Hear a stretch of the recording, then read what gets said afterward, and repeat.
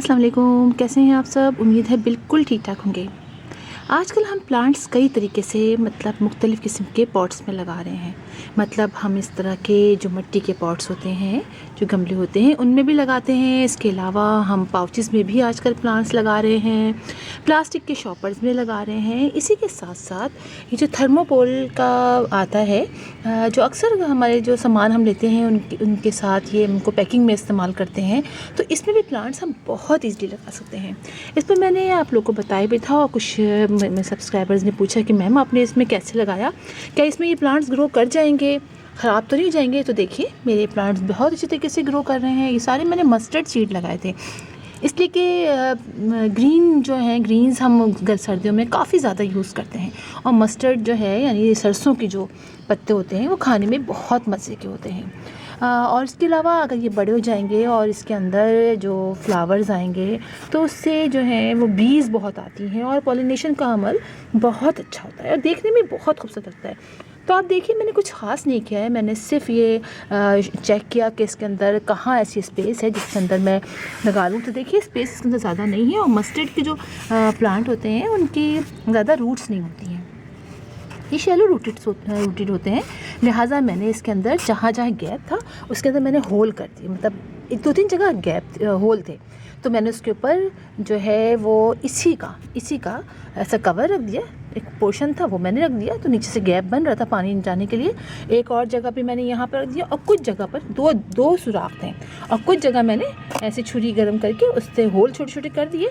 और बस वो मैंने करके इसके ऊपर मैंने 3 चीज़ों का कॉम्बिनेशन लिया। मैंने लिया अपने घर की जो सॉइल थी, उसमें काफ़ी चीज़ें मिली होती हैं जो मैं बनाते रहते हैं हम लोग घर में। वो पुरानी मिट्टी थी गमले की, वो ले ली मैंने। इसके अंदर मैंने बालू मिट्टी ले ली, आप सैंड भी ले सकते हैं, बालू मिट्टी ले ली और गोबर की खाद ले ली।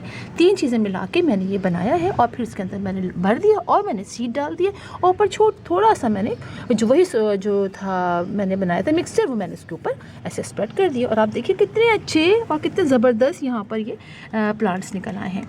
और आहिस्ता आहिस्ता ये बड़े होते जाएंगे। जब थोड़े ज़्यादा बड़े हो जाएंगे तो मैं कुछ इसमें से निकाल दूँगी ताकि बाकी की ग्रोथ अच्छी हो। तो आप देखिए पानी भी मैं चेक करके देती हूँ, बहुत ज़्यादा पानी भी देना नहीं पड़ता इसके अंदर क्योंकि मौसम भी बहुत अच्छा है। और जब देखती हूँ कि ऊपर से थोड़ा सा ड्राई हो गया तो पानी डाल देती हूँ। और अभी तक मैंने इसके अंदर कोई फर्टिलाइज़र नहीं डाला है, इसको लगाए हुए 15 से 20 दिन तो हो चुके हैं। आप देखिए कितने अच्छे हो रहे हैं। बस अब मैं इंशाल्लाह अगले हफ्ते इसके अंदर गोबर की खाद का लिक्विड फर्टिलाइज़र डाल दूँगी। तो बहुत अच्छा लगता है आप जब लगाएं ऐसी चीज़ों में प्लांट्स और आपके प्लांट्स निकलने लग जाए। आप देखिए कितने अच्छे लग रहे हैं, देखिए आप, है ना, छोटे छोटे से। और इनके जो हैं वो ट्रू लीव्स जो हैं वो भी निकल आए। अभी देखिए, ये देखिए छोटे छोटे से, ये देखिए लीव्स निकल रहे हैं ना, तो ये लीव्स भी निकलने लगे हैं। थोड़े दिनों में मैं आपको दिखाऊंगी कि ये कितने बड़े बड़े हो जाएंगे। और मिट्टी भी देखें ज़्यादा नहीं है, इतनी सी है। और इसके अंदर भी देखिए आप कितना स्पेस है, ये देखिए आप, गैप मैंने काफ़ी छोड़ा हुआ है।